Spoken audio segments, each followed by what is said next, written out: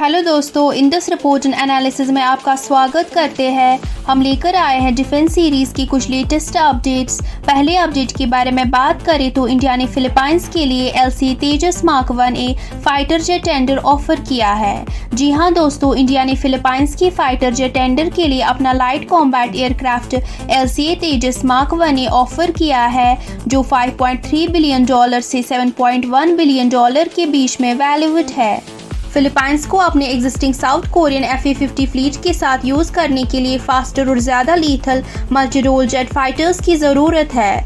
India ने BrahMos NG armour naval optimised LCA Tejas mark 1A fighter jet को एक competitive price पर प्रपोज किया है। Philippines government flexible payment schemes explore कर रही है, जिसमें प्राइवेट लेंडर से सिंडिकेटेड लोन्स भी शामिल है।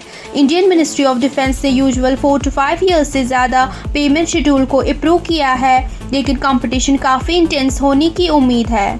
फिलीपाइंस ने हाल ही में अपने कोस्टल डिफेंस के लिए ब्रह्मोस एंटीशिप मिसाइल एक्योर किया है, जो भी डेवलपमेंट में है और 2028 तक प्रोडक्शन के लिए सेट है। एक और अपडेट के बारे में बात करें तो Dynamatic Technologies Falcon 6X aero structures की शिपमेंट के लिए तैयारी कर रहा है। जी हां दोस्तों, एक leading aerospace components manufacturer Dynamatic Technologies ने कंफर्म किया है कि Dassault Falcon 6X business jet के फ्लाइट क्रिटिकल एरो स्ट्रक्चर्स की पहली शिपमेंट दिसंबर 2024 के लिए शेड्यूल की गई है।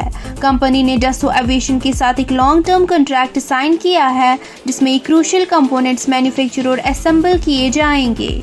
फॉल्कन 6X अपने एक्सेप्शनल रेंज एफिशिएंसी और एडवांस्ड टेक्नोलॉजी के लिए जाना जाता है और डायनामेटिक टेक्नोलॉजीज की state of the art facilities and high precision arrow structures को प्रोड्यूस करने में बहुत ही अहम रोल निभाएंगे। डसो एविएशन के साथ ये पार्टनरशिप डायनामेटिक टेक्नोलॉजीज की ग्लोबल एरोस्पेस प्लेयर बनने की यात्रा में एक सिग्निफिकेंट माइलस्टोन है। एक और अपडेट के बारे में बात करें तो इंडिया ने मिसाइल टेस्ट और डिफेंस सिस्टम इवैल्यूएशन के लिए NOTAM notes to airman issue किया है। जी हां दोस्तों, इंडिया ने सितंबर 9 से 13 2024 के बीच मिसाइल टेस्ट के लिए notes to airman NOTAM issue किया है। ये टेस्ट लगभग 75 किलोमीटर तक होगा और एक surface to air defence system का ट्रायल हो सकता है। नोटम एक स्टैंडर्ड प्रोसीजर है जिसे पायलट्स को उनकी फ्लाइट में आने वाले पोटेंशियल हज़ार्ड्स के बारे में अलर्ट किया जाता है। इस टेस्ट के दौरान रेस्ट्रिक्टेड एयर स्पेस सिविलियन और मिलिट्री एयरक्राफ्ट की सेफ्टी इंश्योर करेगा। हालांकि मिसाइल की स्पेसिफिक टाइप की ऑफिशियल कंफर्मेशन अभी पेंडिंग है। रेस्ट्रिक्टेड एरिया ये सजेस्ट करता है कि ये इंडिया की surface to air defence capabilities का इवैल्यूएशन हो सकता है। ऐसे टेस्ट मिलिट्री रेडनेस और डिटेरेंस बनाए रखने के लिए क्रूशियल होते हैं। आखिरी अपडेट के बारे में बात करें तो क्या इंडिया को एमका फाइटर प्रोग्राम में ब्राज़ील को इन्वॉल्व करना चाहिए?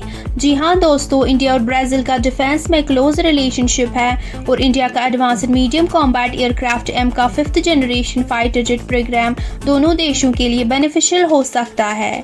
ब्राज़ील के करंट फाइटर जेट इन्वेंट्री में नॉर्थरोप F5E टाइगर सेकेंड है, जो अब ऑब्सोल्यूट हो रहा है क्योंकि टेक्नोलॉजी एडवांसमेंट्स की वजह से FSC टाइगर सेकेंड को 2029 में रिटायर किया जा रहा है।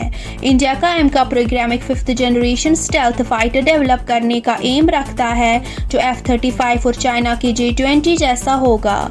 ये प्रोग्राम स्ट्रैटेजिक पार्टनरशिप्स को एनहांस कर सकता है, डेवलपमेंट कॉस्ट को शेयर कर सकता है और इंटरनेशनल मार्केट रीच को एक्सपेंड कर सकता है।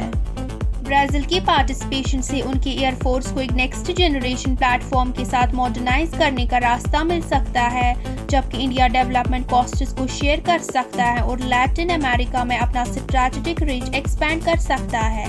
इंडिया के AMCA 5th generation fighter jet programme में ब्राज़ील को इन्वॉल्व करना दोनों देशों के लिए डिफेंस कैपेबिलिटीज को एडवांस करना और डीपर स्ट्रैटेजिक टाइज को फोस्टर करने की प्रॉमिसिंग अपॉर्चुनिटी हो सकती है। आज के अपडेट्स में बस इतना ही। मिलते हैं अगले अपडेट्स के साथ।